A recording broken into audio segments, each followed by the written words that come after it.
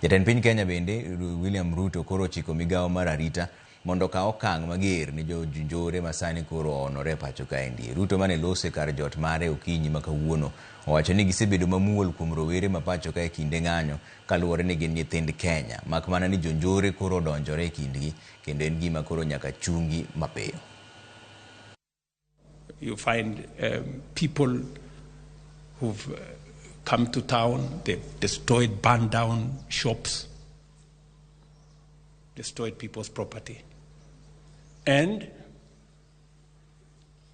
you know, the conversation is, please, you know, these are our children. You know, these are our children, so we must listen to them, which is okay. You know, yes, must listen to them.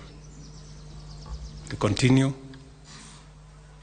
Some people arrested, you know, with criminality, taken to court. They're given a bond of 200 shillings.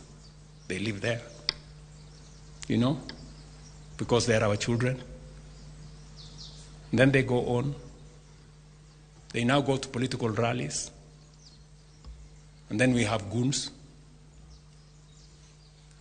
And then I don't know whether we want to say again, these are our children. The goons.